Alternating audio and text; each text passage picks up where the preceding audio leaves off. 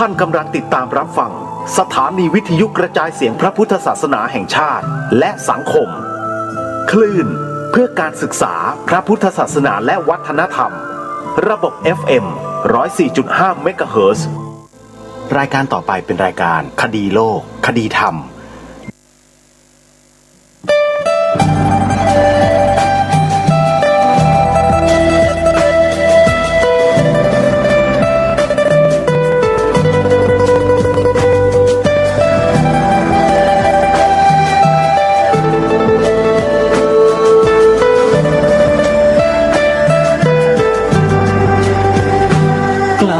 คิดก็ต้องกล้าทำอย่ากลัวถ้าทำความดีเป็นศึกษาปัญหาให้ทันท่วงทีเมืองไทยจะพัฒนากว่านี้รายการดีคดีโลกคดีธรรมขอรำพันบรรยายความคิดเครื่องหมายแห่งสีทั้งสามงามถนัดขาวคือบริสุทธิ์สีสวัสดิ์หมายพระไตรรัตน์และธรรมะคุ้มจิตไทยแดงคือโลหิตเราใสซึ่งยอมสละได้เพื่อรักษาชาติศาสนาน้ำเงินคือสีโสภาอันจอมประชาถ้าโปรดเป็นของส่วนองค์จากริ้วเข้าเป็นไตรรงค์จึงเป็นสีธงที่รักแห่งเราชาวไทยทหารอวตารนำไปยงยุทธวิชัยวิชิตก็ชูเกียรติสยามประเทศไทยที่เจริญมั่นคงมาได้จนถึงทุกวันนี้มิได้เกิดขึ้นจากความหวาดกลัวยังคลาดเขลาแต่บรรพบุรุษไทยของเราทุกยุคทุกสมัยล้วนแต่มีความกล้าหาญและชาญฉลาดปกป้องเอกราชสร้างชาติให้เกิดความมั่นคงโดยมีธงแห่งพระไตรรัตน์เป็นเครื่องนำชัยจึงเป็นที่มาที่ไปของรายการคดีโลกคดีธรรมกล้าคิดก็ต้องกล้าทำอย่ากลัวถ้าทำความดีเป็นศึกษาปัญหาให้ทันท่วงทีเมืองไทยจะพัฒนากว่านี้รายการดีคดีโลกคดีธรรมรายการดีคดีโลกคดีธรรม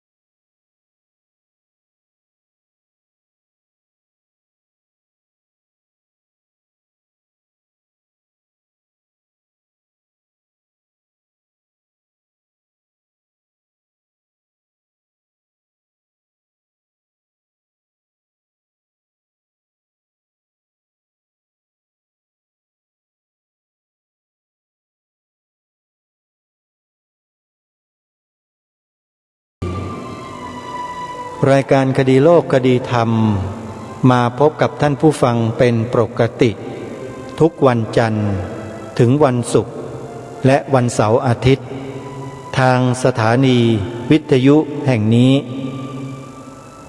ท่านสามารถดาวน์โหลดแอปพลิเคชันเพื่อติดตามรับฟังรายการนี้ได้เป็นประจำทุกวัน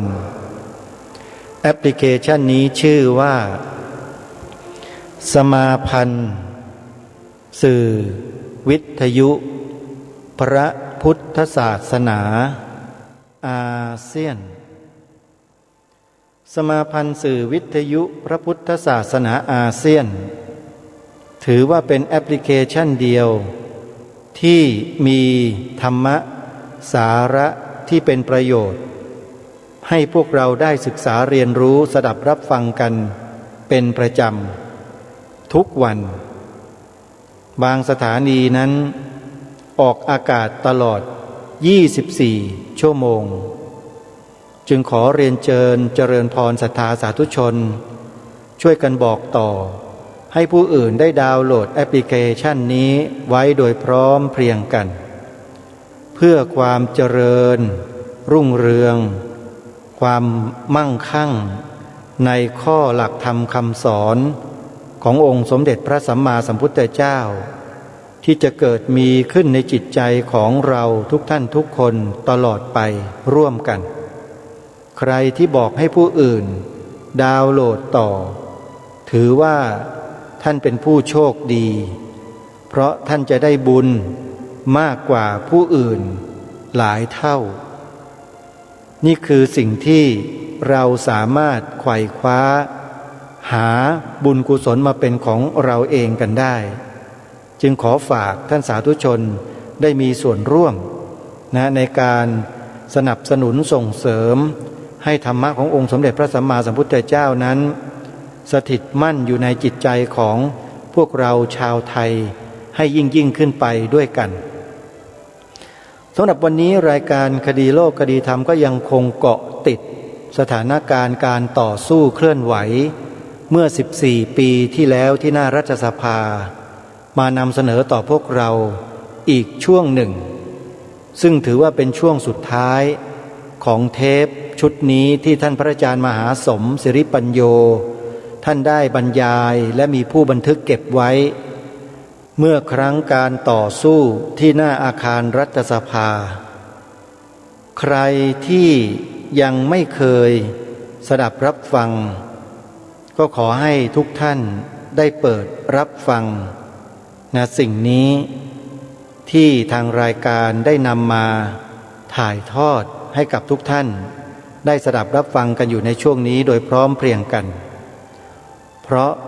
เนื้อหาที่อาตมาภาพนำมาเปิดให้ฟังนี้เป็นเนื้อหาที่หลายๆท่านหลายๆคนในประเทศพลาดโอกาสที่จะได้ฟังและเป็นเนื้อหาที่มีความสำคัญต่อชาวพุทธทั้งประเทศ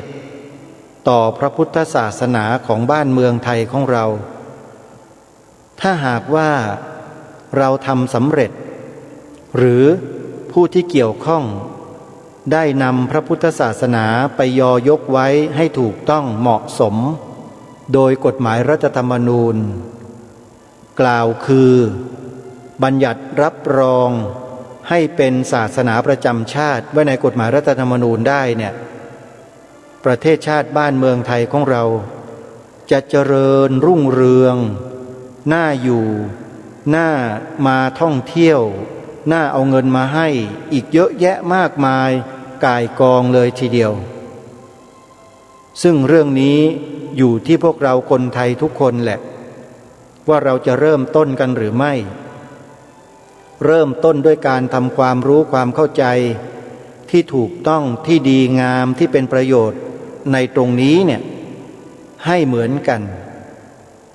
เราจงอย่าไปฟังใครอื่นที่นอกเหนือไปจากครูบาอาจารย์ของเรานักเลย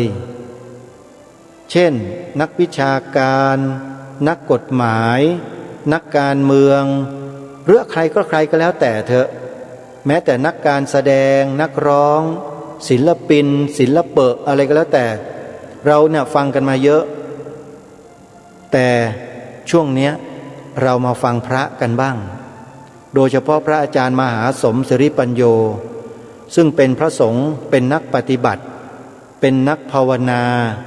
เป็นนักศึกษาเรียนรู้ทั้งทางคดีโลกแล้วก็คดีธรรมมาอย่างมากมายเมื่อท่านปรารภท่านกล่าวท่านพูดอะไรก็แล้วแต่ล้วนแล้วแต่มีเหตุมีผลทั้งนั้นและมีหลักฐานยืนยันทั้งหมดเพราะฉะนั้นการที่ท่านออกมาบรรยายในช่วงของการต่อสู้ที่หน้ารัฐสภาในวันนั้นเนี่ยจึงมีประโยชน์ต่อพวกเราชาวพุทธอย่างมากขอให้พวกเราได้ช่วยกันเผยแพร่ข้อมูลอันนี้ให้กว้างขวางเพื่อให้เกิดประโยชน์ต่อส่วนรวมคือต่อประเทศชาติต่อพระพุทธศาสนาและต่อสถาบันพระมหากษัตริย์ของเราร่วมกันวันนี้เป็นเทปสุดท้ายที่ท่านพระอาจารย์มหาสมได้พูดที่หน้ารัฐสภาในวันนั้นจะฟังได้กี่ช่วงนั้นเดี๋ยวเรามาติดตามรับฟังกันส่วนเหตุผลที่มีครูบาอาจารย์ท่านได้ทำเอาไว้20 ข้อให้เหตุให้ผลว่าทำไมจึงต้องบัญญัติรับรองพระพุทธศาสนาให้เป็นศาสนาประจำชาติไว้ในกฎหมายรัฐธรรมนูญนั้นเดี๋ยวทางรายการจะนำมาอ่านให้ท่านทั้งหลายได้ฟังในตอนท้ายสุดคือหลังจากจบเทปธรรมบรรยายของพระอาจารย์มหาสมในชุดนี้เรียกว่าชุดหน้ารัฐสภานี้แล้วเนี่ยจะนำมาอ่านให้ฟังกัน20 ข้อแล้วพวกเราลองฟังกันดูซิว่าด้วยเหตุผล20 ข้อดังกล่าวนั้นน่ะเพียงพอไหมกับการที่จะบัญญัติให้ศาสนาพุทธเป็นศาสนาประจำชาติไทยไว้ในกฎหมายรัฐธรรมนูญเดี๋ยวเรามาฟังกันในช่วงต่อๆไปสำหรับวันนี้เดี๋ยวเราไปฟังธรรมบรรยายหน้ารัฐสภาของพระอาจารย์มหาสมพร้อมๆกันอีกครั้งหนึ่งไปติดตามรับฟังได้ณบัดนี้ช่วงเวลาต่อจากนี้ไปขณะที่พระสงฆ์องค์ข้าเจ้าท่านได้ออกรับบิณฑบาตส่วนหนึ่งเมื่อกี้ก็มีพระคุณเจ้าครูบาอาจารย์ท่านก็ได้มาร่วมให้กำลังใจอีกคันรถหนึ่งก็แต่ว่าท่านไม่ได้อาบัติมาญาติโยมคงจะต้องเตรียมอาหารคงจะต้องมีการจัดเตรียมอาหารอะไรไว้มาจัดเป็นสำรับให้ท่านได้ฉันอันนี้ท่านก็คงไม่ต้องห่วงนะครับก็ขอนิมนต์นั่งอยู่ตรงนี้แล้วกันสำหรับการ ใช้ชีวิตเป็นอยู่ของบรรพชิตของเราในวันก่อนก็ได้พูดถึงว่าการเลี้ยงชีวิตของเรานี่เนื่องด้วยผู้อื่นคือมันเป็นภาษีอากรของชาวบ้านแต่การเสียภาษีอากรแบบพระพุทธเจ้านั้นก็คือให้ความสนับสนุนให้ชีวิตดำรงอยู่ได้เท่านั้นเองไม่มีอะไรมากกว่านี้พระสงฆ์ก็คืออาสาสมัครนะพระสงฆ์นี่คืออาสาสมัครเรียกว่า volunteer man คือผู้ทำหน้าที่อาสาสมัครมาเข้าป้อมยามรักษาศาสนาให้ญาติโยมทีนี้องค์ไหนศึกออกไปก็เหมือนกับว่าองค์นั้นออกไปจากป้อมแล้วออกจากการเข้ายามแล้วองค์ใหม่ก็มาบวชอยู่ในป้อมนี้ต่อไปภาษีอากรที่ญาติโยมได้ช่วยกันเสียให้แก่เจ้าหน้าที่ของศาสนาหรือพระสงฆ์องค์เจ้าก็ทางศาสนาเราเรียกว่าวัดนะสร้างวัดขึ้นมาก็ให้พระสงฆ์องค์เจ้าท่านได้อยู่แล้วก็ที่ดินส่วนหนึ่งมีการจัดภัตตาหารหวานคาวไปประเคนถวายท่านเพื่อที่จะให้ท่านอยู่โดยไม่อัตคัดฝืดเคืองเพื่อที่จะทำหน้าที่ดูแลพระศาสนาได้อันนี้ก็เป็นการเสียภาษีอากรเหมือนสมัยครั้งพุทธกาลแต่ภาษีอากรสมัยต่อมาก็กลายเป็นเงินนี่ก็เริ่มจริงๆเงินบาทนี่เริ่มประกาศใช้เมื่อปีพ.ศ. 2403เป็นต้นมาหากนับมาถึงปีนี้ก็ประมาณ147 ปี เงินบาทที่เราใช้อยู่นี่ใช้มาเพียง147 ปีเท่านั้นเมื่อก่อนเราก็จะใช้เงินด้วงเงินพดเงินอะไรต่างๆพอเงินเข้ามามีบทบาทในชีวิตเงินก็กลายเป็นคุณธรรมตัวใหม่คนก็มอบ ความไว้วางใจให้เงินเป็นตัวแทนในการทำหน้าที่ได้ในหลายๆเรื่องหลายๆราวด้วยกันเงินเข้ามาเป็นตัวแทนแม้กระทั่งเรื่องของกรรมด้วยดังมีตัวอักษรบนธนบัตรน่ะ บอกว่าเงินหรือธนบัตรฉบับนี้ชำระหนี้ได้ตามกฎหมายก็หมายความว่าแก้ปัญหาโดยวิธีของกฎหมายนั่นเองท่านไม่ได้เขียนไว้บนใบธนบัตรว่าธนบัตรฉบับนี้ชำระหนี้ได้ตามกฎแห่งกรรมท่านไม่ได้เขียนไว้อย่างนั้นดังนั้นเงินก็จะชำระหนี้ได้ตามกฎหมายแต่ว่าไม่ได้ชำระหนี้ตามกฎแห่งกรรมอันวิธีการแก้ไขปัญหาในทางพระศาสนากับในทางกฎหมายนี่ก็จะแตกต่างกันอยู่บ้างแต่ในบางกรณีก็ช่วยเกื้อหนุนช่วยเอื้อเฟื้อต่อกันและกันระหว่างกฎหมายกับทางธรรมบางอย่างก็จะขัดกันยกตัวอย่างให้เห็นง่ายๆอย่างเช่นการพูดคำจริงหรือการพูดสัจจะนี่เนี่ยเมื่อว่าโดยทางธรรมแล้วเนี่ยก็ถือว่าไม่ผิดนะไม่ผิดแต่ถึงกระนั้นก็ตามพระพุทธเจ้าท่านก็บอกว่าควรพูดในเวลาใดถึงมันไม่ผิดก็ให้รู้จักเวลาที่จะพูดแต่ในทางกฎหมายเราไปดูในกฎหมายอาญามาตรา323ท่านบอกว่าหากหมอหรือแพทย์ผู้ทำการรักษาผู้ป่วยนำความลับของผู้ป่วยไปเปิดเผยไปพูดความจริงต่อบุคคลที่3บุคคลนั้นก็จะได้รับโทษนะพูดความจริงแต่ว่าได้รับโทษตามกฎหมายโทษอย่างนี้นี่ไม่ได้หมายความว่าได้รับโทษในทางธรรมแต่ได้รับโทษตามกฎหมายเพราะว่าเอาความลับของบุคคลที่3ไปเปิดเผยอย่างนี้เป็นต้นหมายความว่าพูดความจริงโยมก็ติดคุกไปเสีย6 เดือนอันนี้คือระหว่างกฎหมายกับการแก้กฎหมายระหว่างธรรมะกับทางกฎหมายเนี่ยมันแตกต่างกันบ้างอันคำนิยามของกฎหมายเขาจะเขียนไว้ว่า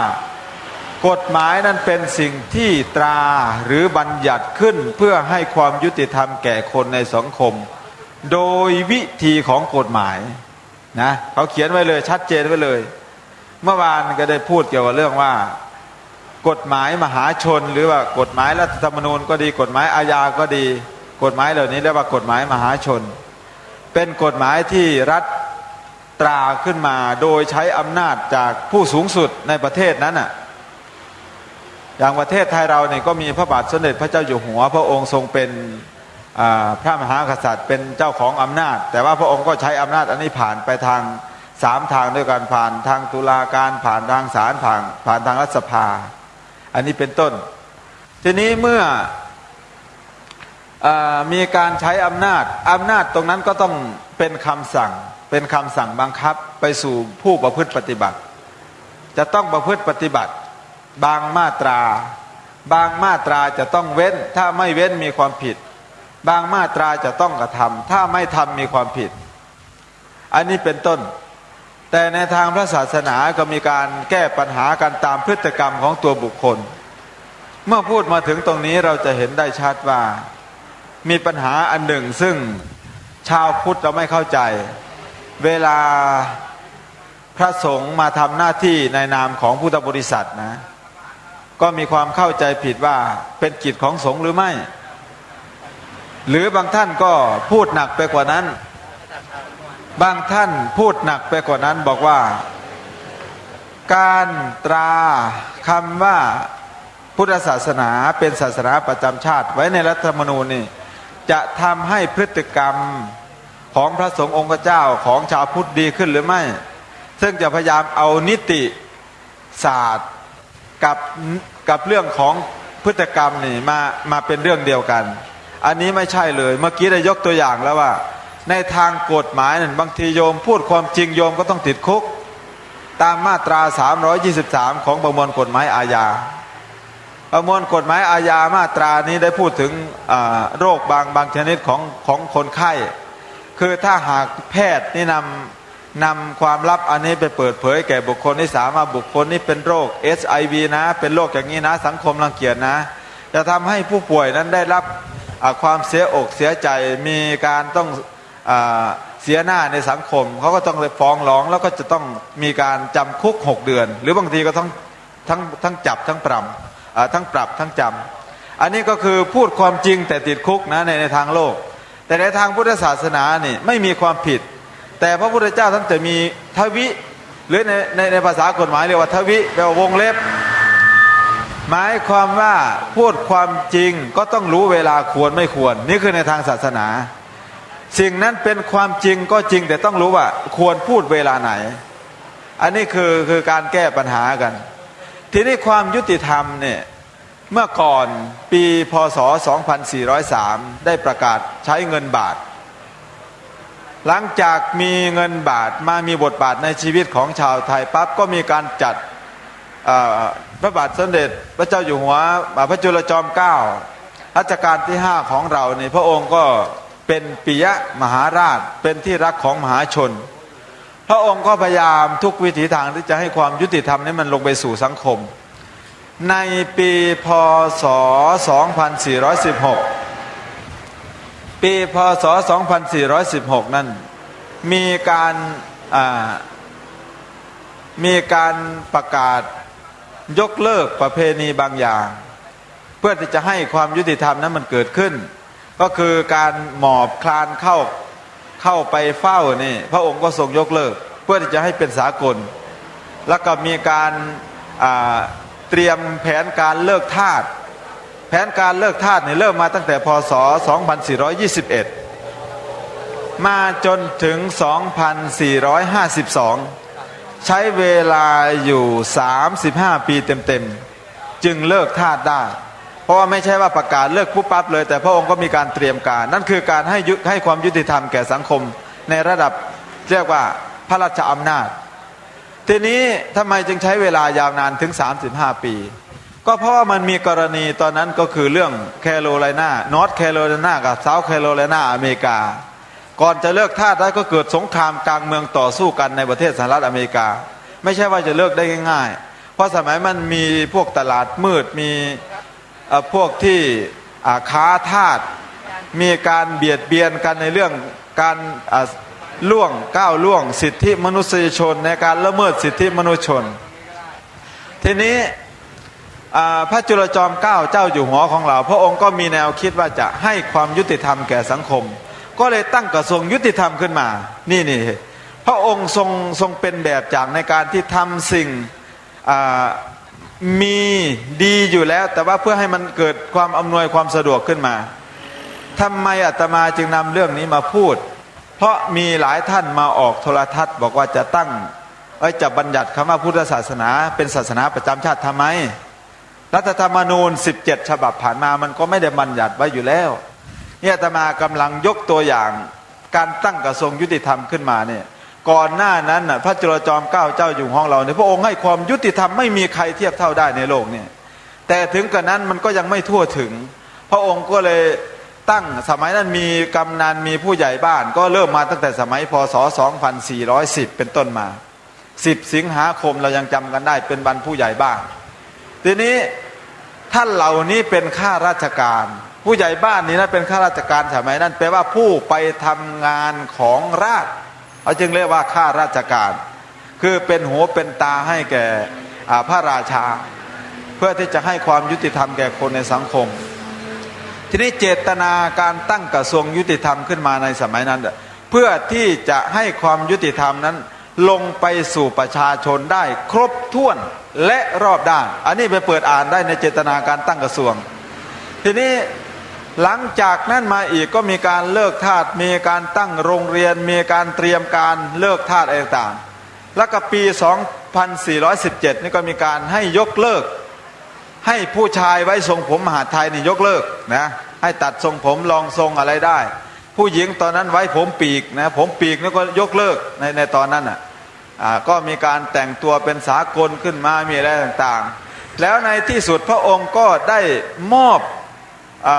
พระราชทรัพย์ส่วนหนึ่งนี่ให้มีเรียกว่ากองทุนให้ถ้าภาษาพระก็เรียกว่านิยพัฒน์นะนี่เรียกว่านิยพัฒน์สมัยนี้ทางบ้านเมืองเราเรียกว่าเงินเดือน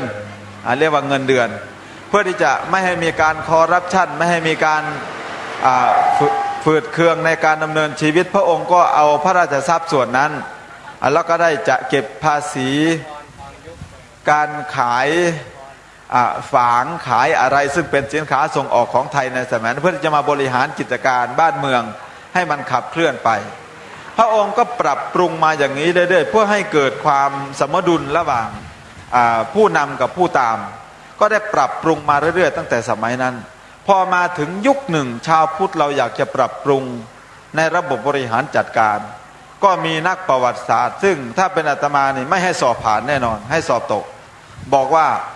รัฐธรรมนูญ17ฉบับมาแล้วไม่ได้ตราไว้จะตราไปทำไมว่าอย่างนั้นศาสนามันก็เจริญรุ่งเรืองอยู่มันรุ่งเรืองจริงหรือสมัยก่อนนั้น2526เรายังจำกันได้เมืองไทยมีพระ400,000 รูปบัดนี้เหลืออยู่ไม่ถึง300,000มันเจริญจริงหรือสมัยก่อนนั้นวัดวาอารามคนเข้าไปวัดนี่มากมายกว่านี้ตื่นขึ้นนี่คนต้องเข้าแถวใส่บาตรเดี๋ยวนี้เราเดินบิณฑบาตมีคนใส่บาตรกี่คนมันเจริญขึ้นจริงหรือบัดนี้กับแต่ก่อนการปกครองการเบียดเบียนในทางศาสนาหรือจะว่า persecution วันก่อนนี้ได้พูดถึงว่า alone of on the grace Swarujians Buddhist made its way without persecution นี่ผู้ที่รวบรวมมานี่คืออาจารย์เจ้าคุณนั่งอยู่ข้างๆอาตมาพระพุทธศาสนาเพียงหนึ่งเดียวเท่านั้นที่ดำเนินไปโดยปราศจากการเบียดเบียนทางศาสนาหนึ่งเดียว alone of on the grace Swarujians Buddhist made its way without persecution คำว่า persecution เกิดขึ้นตั้งแต่สมัยขุนนางโรมันได้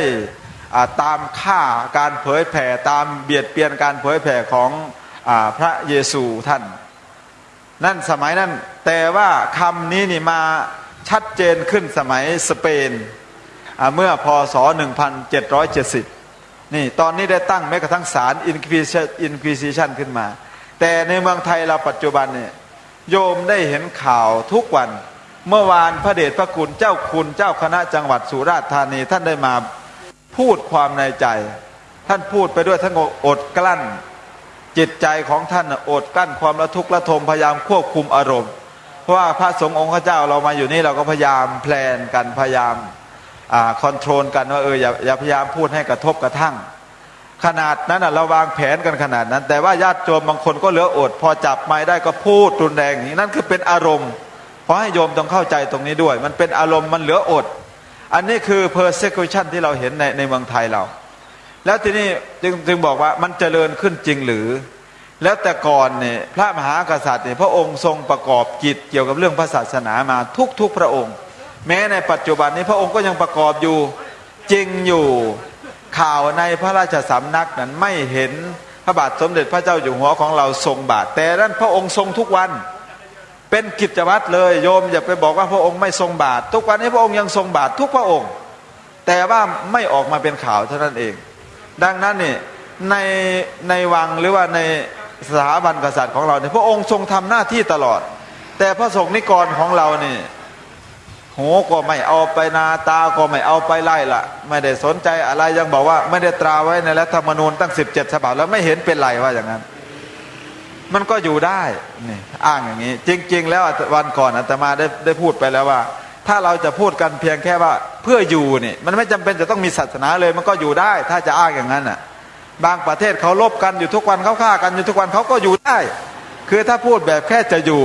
นะอันนี้ก็ให้ความรู้กันให้ความรู้กันเป็นหลักวิชาการนะต้องขออภัยบางทีที่ต้องพูดเสียงดังไม่ใช่ว่าจะมาใส่อารมณ์อะไรหรอกรถมันวิ่งรถมันดังต้องอาศัยตะเบงเสียงใส่กันก็ต้องขออภัยบางทีถ้าไม่ตะเบงเสียงนี่มันไม่ได้ยินบางทีนี่ถ้าเป็นวันธรรมดาเนี่ยโยมรถมาเป็นหมู่เลยบางทีนั่งสนทนากัน2 รูปอยู่ห่างกันเพียงศอกเดียวสนทนากันยังไม่ได้ยินเลยแ อาตมาก็ต้องตะเบงเสียงนี่ไม่รู้จะตะเบงได้กี่นาทีเนี่ยอันนี้เราก็มาพูดกันถึงว่าเราจะปรับปรุงเพราะมักพูดกันว่า17ฉบับมันไม่ได้บัญญัติไว้มันก็ไม่ได้เสียหายอะไรบ้านเมืองเราก็เจริญมักพูดกันอย่างนี้แล้วก็พอเขาถามมามีคนหนึ่งบอกว่า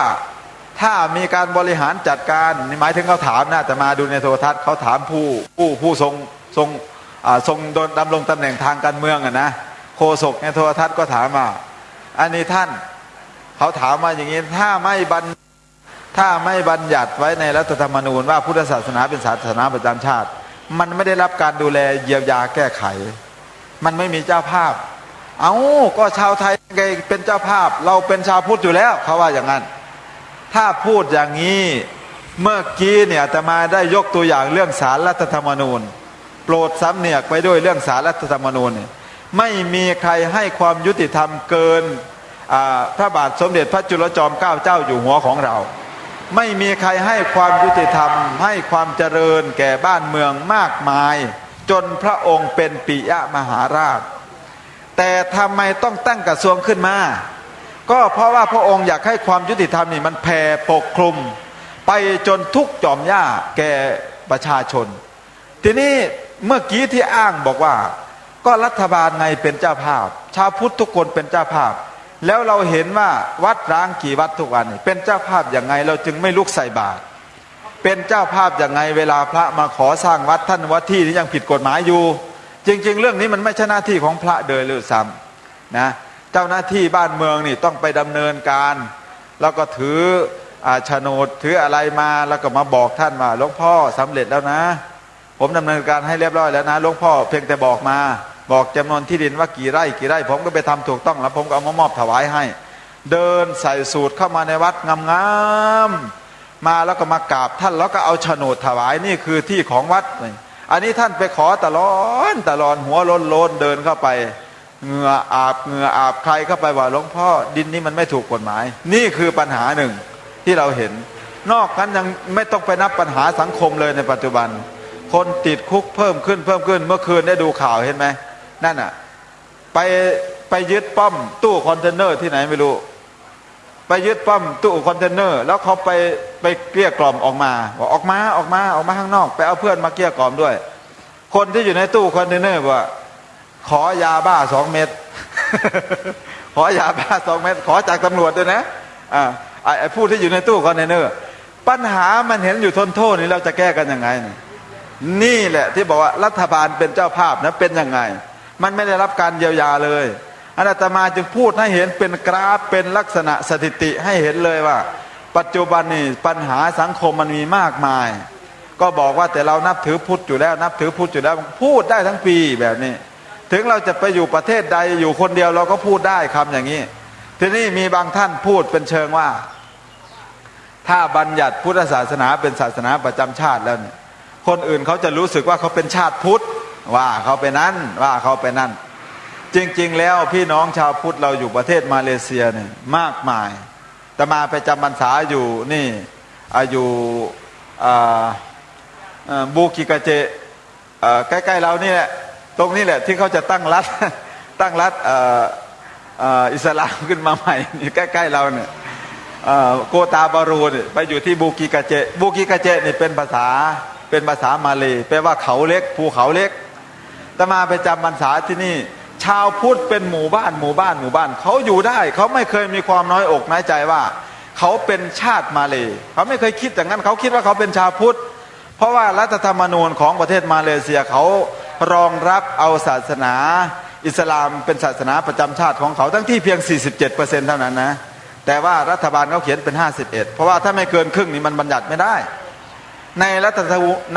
ธรรมนูญมาตรา153ของมาเลเซียเขาก็ยังเขียนกันป้องกันสิทธิ์ของเขาไว้เกี่ยวกับเรื่องการให้สิทธิคนนับถือศาสนาประจำชาติของเขาแต่ชาวพุทธก็ดีชาวฮินดูก็ดีเขาก็ไม่ได้เคยน้อยอกน้อยใจว่าเขาเป็นชาติมาเลเป็นชาติอิสลามเขาก็ยังเขาว่าเป็นพุทธอยู่ขณะเดียวกันพี่น้องชาวมุสลิมอยู่ในบ้านเรานี่ 4% เขาก็คงจะมีความรู้สึกเหมือนกับเรารู้สึกถ้าบัญญัติว่าคำว่าพุทธศาสนาเป็นศาสนาประจำชาติกับการนับถือศาสนามุสลิมมันไม่ได้ขัดอะไรกันเลย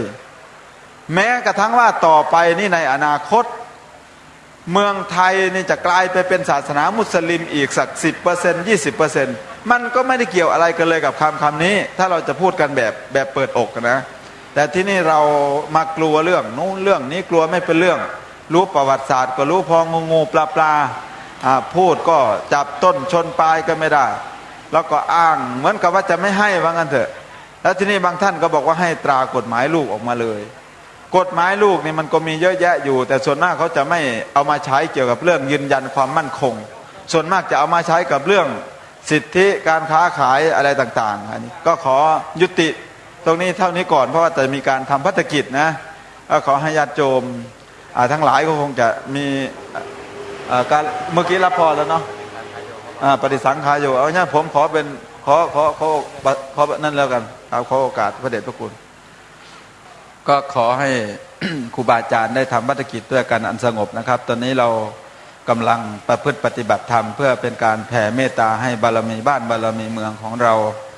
ได้อยู่เย็นเป็นสุขโดยเฉพาะปีนี้เป็นปีมหามงคลพระบาทสมเด็จพระเจ้าอยู่หัวของเราได้ครองราชย์เป็นครบปีที่60นะครบ80พระพรรษาไม่มีมหากษัตริย์องค์ใดๆในโลกที่จะครองราชย์ได้นานขนาดนี้แต่ก่อนเมื่อพระเจ้าหลุยส์ที่14ในโลกนี้ก็ซูฮกให้แก่ประเทศฝรั่งเศสบอกว่ามีสถาบันกษัตริย์ที่มั่นคงมากที่สุดตอนสมัยที่ส่งทูตสันติภาพมาเมืองไทยแต่ทีนี้พอพระเจ้าหลุยส์ที่16ก็ทำลายบารมีของหลุยส์ที่14ย่อยยับหมดเพราะว่าตอนนั้นพระองค์ทรงเถลิงถวัลยราชสมบัติอยู่กับความสุขอย่างเดียวไม่ดูแลพระสงฆ์นิกรทีนี้ประเทศฝรั่งเศสในสมัยนั้นเศรษฐกิจตกต่ำมากบ้านเมืองเกิดความยากจนประชาชนก็มายื่นฎีกาอยู่ที่หน้าราชสำนักปรากฏว่าชาวบ้านนั้นฟ้องร้องว่าตอนนี้ประชาชนไม่มียากจนมากไม่มีแม้ขนมปังจะกินไม่มีแม้ขนมปังจะกินปรากฏว่าพระนางแมรี่อังโตเนตทรงยื่นพระศอบ้านเราแปลว่ายื่นคอนะยื่นพระศอออกไปที่พระแกลที่หน้าต่างก็บอกกับประชาชนดังๆว่าแกไม่มีขนมปังก็กินเค้กสิว่าอย่างนั้นคำเดียวเท่านั้นเองคำเดียวเท่านั้นทำให้ราชบัลลังก์ของฝรั่งเศสสิ้นสุดลงเพราะว่าชาวบ้านบุกทำลายคุกบาสตี้ปีพ.ศ. 2332นะตอนนั้นทำลายคุกนักโทษทางการเมืองหลั่งไหลออกมาแล้วก็มาจับพระนางแมรี่แล้วก็พระเจ้าหลุยส์ที่16นี่ตัดเราคงเคยได้ยินประวัติเครื่องประหารกิโยตินนี่ปัจจุบันยังอยู่ในมิวเซียมของประเทศฝรั่งเศสนะอันนี้แต่ว่าพระบาทสมเด็จพระเจ้าอยู่หัวของเรานี่พระองค์ทรงมาประทับให้มวลพระสงฆ์นิกรได้เฝ้าแหงนพระบารมีของพระองค์ในวันที่ครองราชย์มา60ปีเราคงจำกันได้ดี9มิถุนายนเมื่อปีที่แล้วเราคงจำกันได้ดีพระองค์ทรงมาประทับยืนทรงโบกพระหัตถ์นี่เดินไปในข้างในด้านหลังเรานิยมที่เขาดินด้านหลังเนี่ยจะเห็นพระฉายาลักษณ์ของพระองค์เนี่ยทรงโบกพระหัตถ์อย่างนี้ให้สังเกตที่พระโอษฐ์ของพระองค์นะในหลวงของเราเนี่ยมันจะอิ่มอยู่ตลอดพระองค์ไม่ได้แย้มจนถึงกับเห็นฟันพระทนนี่มองไม่เห็นถ้าเป็นพระราชาประเทศอื่นเนี่ยถ้าเห็นประชาชนนี่ยกสองมือเลยนะยกสองมือเราก็อ้าปากมีฟันยิงฟันออกมาเลยอย่างนี้แต่ว่าในหลวงของเราเนี่ยพระองค์ทรงนิ่งมากเคยมีอธิการบดีมหาวิทยาลัยในประเทศไทยเราเนี่ยไปจำลองเหตุการณ์จริงดูว่าทำไมพระบาทสมเด็จพระเจ้าอยู่หัวพระองค์จึงทรงประทับนั่งได้นานขนาดนั้นอธิการบดีท่านนั้นก็เลยลองนั่งดูเหมือนกันนั่งให้เหมือนพระองค์นั่นแหละตอนพระองค์นั่งถวายปริญญาบัตรปรากฏว่านั่งได้1 ชั่วโมงเกือบตายในหลวงของเราพระองค์นั่งบางที 4-5 ชั่วโมงอันนี้คือความอดทนที่เป็นขันติบารมีเป็นความอดทนที่พระองค์มีคุณธรรมอยู่ในพระองค์คือทศพิธราชธรรมดังนั้นนี่ปีนี้เป็นปีมหามงคล คณะสงฆ์เราก็มาขอบิณฑบาตนะมาขอบิณฑบาตอยากให้การบริหารจัดการการปรับปรุงในเรื่องของกฎหมายมันขับเคลื่อนไปท่านอาจจะอ้างเรื่องโน้นเรื่องนี้แต่ถ้าอาตมาเป็นศาลน่ะอ้างไม่ขึ้นแม้แต่เรื่องเดียวเลยถ้าพูดในสำนวนศาลน่ะนะเพราะว่าอาตมาก็ว่าไม่ใช่ไม่รู้เรื่องกฎหมายอะไรเลยนะไม่ใช่ว่าไม่รู้เรื่องอะไรเลยโยมอย่าเข้าใจผิดว่าพระไม่รู้เรื่องกฎหมายพระไม่รู้เรื่องเศรษฐกิจพระท่านไม่รู้เรื่องประวัติศาสตร์ท่านรู้หมดแต่ท่านจะพูดหรือไม่เท่านั้นเองในโลกนี้เท่ากับผลมะขามป้อมนี่เองนะจะบอกแม้ว่าประชากรประเทศนั้นมีกี่คนท่านก็พูดได้แต่ว่าส่วนมากท่านจะพูดธรรมะอย่างนี้คือเล่าให้ฟังนะแต่ทีนี้เราก็มีประวัติการวิวัฒนาการตั้งศาลตั้งกระทรวงขึ้นมาอย่างการกีฬาเนี่ยจะทำยังไงให้กีฬามันไปโลดเราก็ตั้งกระทรวงกีฬาขึ้นมาอย่างนี้เมื่อเราอยากให้ศาสนาพุทธเราส่งออกโด่งดังไปทั่วโลกโดยที่เราไม่ได้เบียดเบียนพี่น้องร่วมชาติของเราซึ่งนับถือศาสนาอื่นเลยเราก็ต้องให้มันมีแม่แบบออกมามีแม่พิมพ์ออกมาจัดการเสีย1 2 3จะไปอ้างว่ารัฐบาลเป็นเจ้าภาพอยู่แล้วเราทุกคนชาวพุทธเป็นชาวพุทธอยู่แล้วการอ้างอย่างนั้นมันก็เหมือนกับอ้างว่าจริงๆอยากจะยกขออภัยไม่ได้ว่าพี่น้องใครคือยกให้ฟังว่า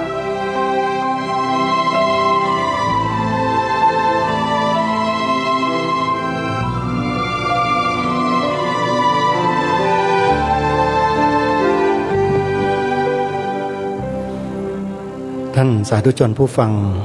ที่กำลังติดตามรับฟังรายการอยู่ในขณะนี้ทุกท่านเนื่องด้วยเวลาของรายการของเราก็ใกล้จะหมดแต่ธรรมบรรยายในชุดสุดท้ายที่ท่านพระอาจารย์มหาสมท่านได้บรรยายไว้ที่หน้าอาคารรัฐสภาเมื่อปีพระพุทธศักราช 2551 ยังเหลืออยู่อีก1 ช่วงเดี๋ยววันพรุ่งนี้เรามาติดตามรับฟังกันต่อก็เป็นอะไรที่ชัดเจนตรงประเด็นไม่มีการหลีกเลี่ยงหลบลี้หรือว่าจะลับลวงพลางอะไรทั้งสิ้นในการบรรยายของพระอาจารย์มหาสมท่านพูดด้วยหลักการและเหตุผลพูดด้วยสาระที่เป็นจริงสรุปง่ายๆเลยก็คือว่าไม่มีทาง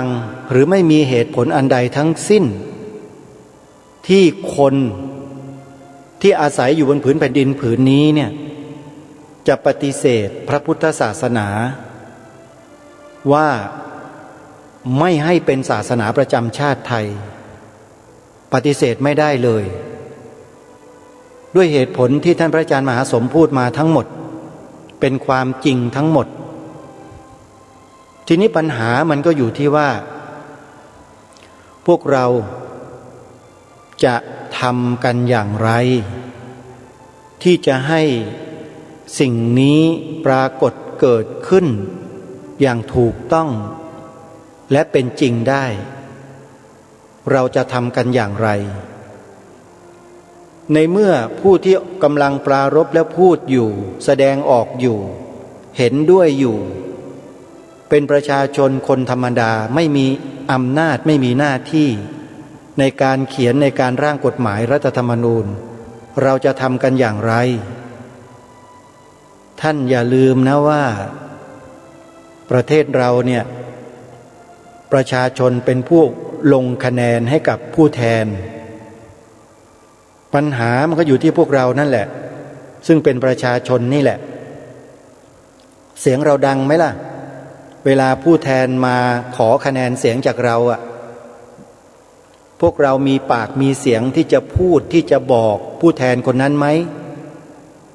ช่วยกันได้ไหมนี่นะคือสิ่งที่เราทำได้แต่เราไม่ทำกันเองรายการคดีโลกคดีธรรมที่ออกมารณรงค์ให้พวกเราได้ทำหน้าที่กัน3 ข้อเนี่ยไม่ใช่ว่าไม่มีเหตุผลนะมีเหตุผลโดยตรงเลยที่จะนำไปสู่หนทางของการดำเนินการในเรื่องนี้โดยตรงเขาเรียกว่าการสร้างอุปนิสัยให้เกิดขึ้นให้กลายเป็นอนุสัยหรือภาษาทางธรรมเขาเรียกว่าให้เป็นสันดานเลย ให้ติดตัวของเราไปตลอดชีวิตก็คือการพูดคำว่า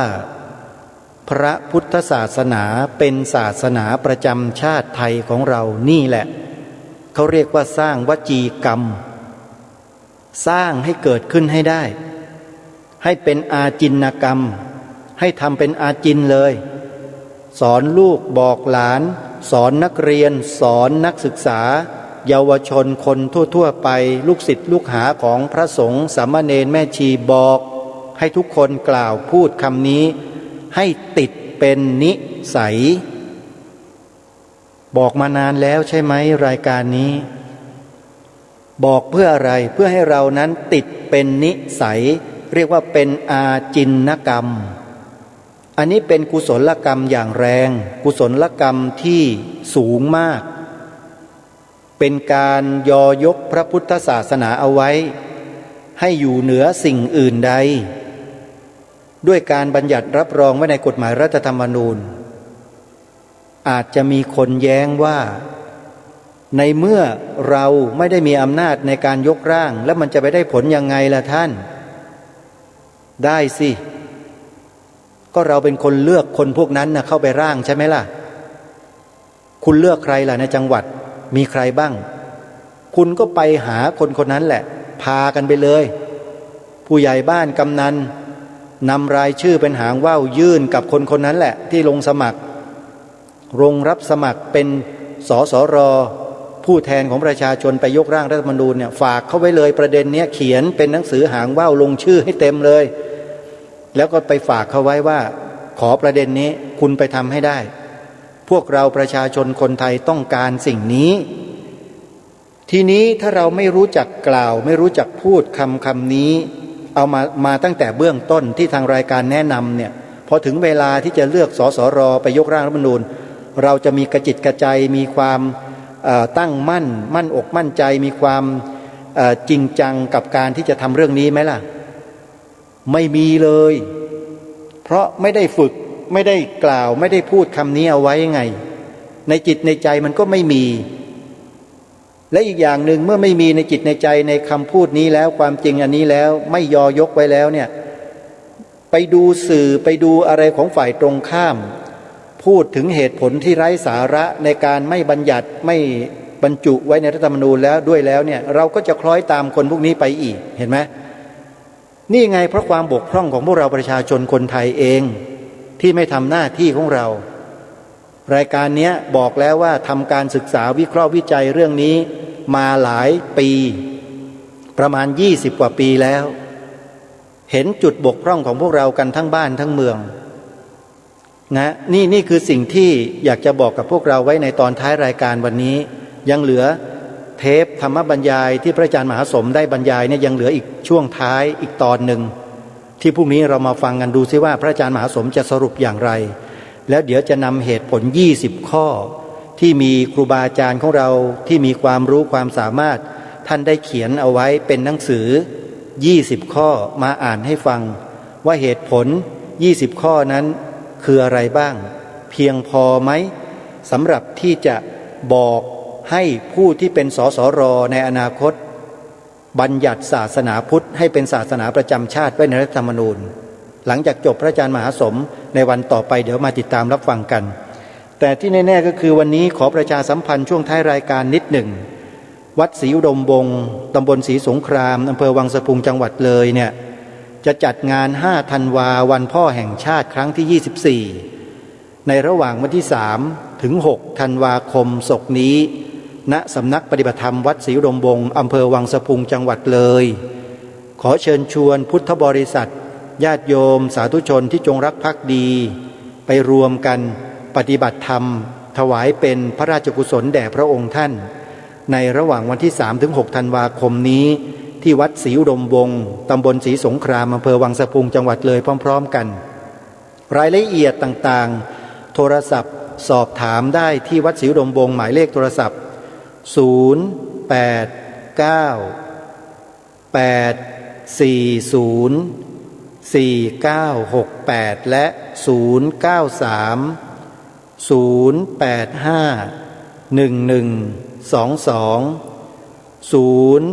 093-840-4968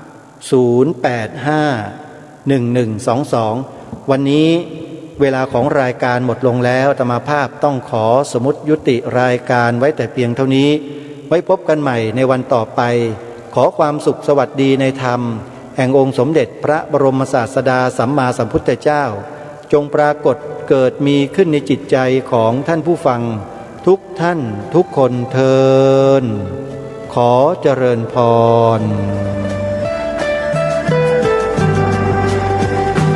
กล้าคิดก็ต้องกล้าทำ